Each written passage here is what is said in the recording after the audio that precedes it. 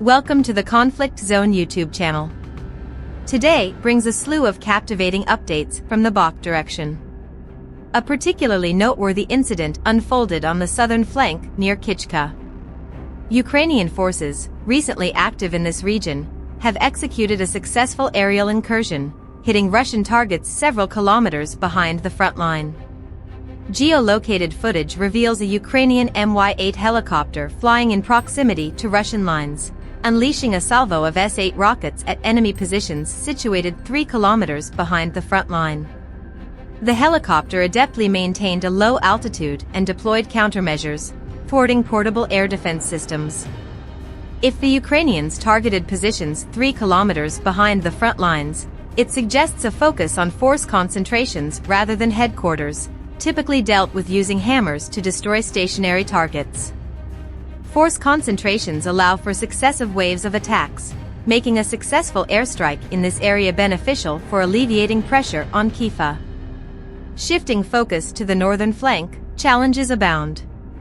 In our previous discussion, we delved into the front section where Russian airborne forces made gains, occupying a cemetery and a forest north of Ianiva. Russian forces aim to sustain their momentum, advancing towards Chivar. Ukrainian fighters on this front reported ongoing enemy attacks, featuring extensive artillery and aerial bombardments, coupled with FPV drone strikes strategically launched before assaults. These actions were orchestrated by armored columns.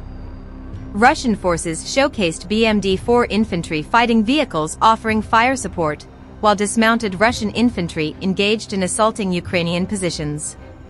In a significant setback for the Russians, numerous armored units faced precision targeting by Ukrainian FPV drone operators from the 40th 2nd Mechanized Brigade.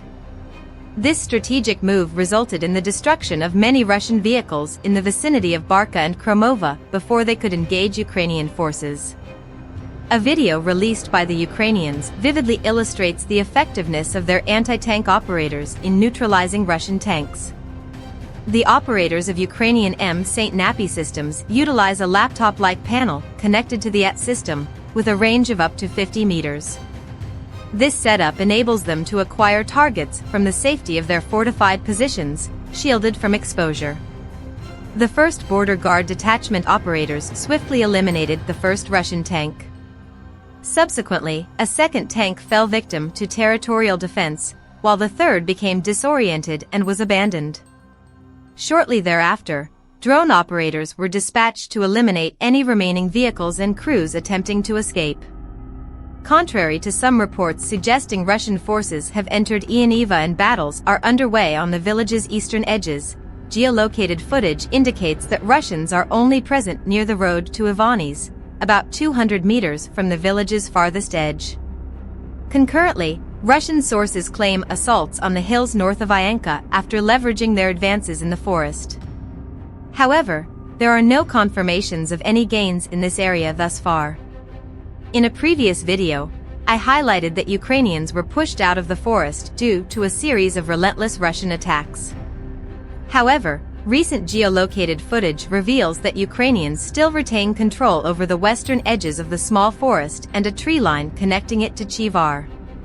This situates Russian forces approximately 1.90 kilometers away from Chivar. In Chesar itself, the town serves as the primary hub for deploying and rotating Ukrainian forces engaged in the Bak Direction. This has made the town a target for extensive Russian glide bomb strikes, with civilian homes bearing the brunt of the damage. The latest reports from the Bak Direction indicate claims of intense clashes with a reported 700-meter deep advance by Russian forces. However, analysts from the Institute for the Study of War found no evidence supporting these claims. Ukrainian spokesperson for the Eastern Group of Forces, Captain Ila Yash, mentioned that Russians are redeploying units from an undisclosed section of the front line to assist in the assault on Banka. This suggests that Russians are facing substantial losses amid the repeated assaults on Banka. Analyzing the topographic map reveals that Banka is situated in the lowlands, while strategically crucial elevated areas around it are under Ukrainian control. This places Russian forces in a highly disadvantageous position, as Ukrainians can detect and eliminate Russian units from an angle that makes it impossible to retaliate or dislodge them without engaging in a costly uphill battle. Despite the significant progress and advances made by Russian forces, Ukrainians continue to exhibit strong resistance, ensuring that any territorial gains come at a high cost in terms of lives, equipment, and time.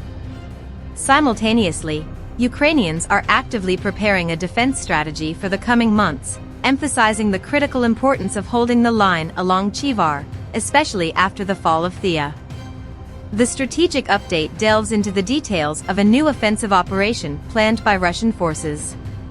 In this comprehensive analysis, I provide insights into Russian ambitions to encircle New York, strategically positioned between Chesser and Iva.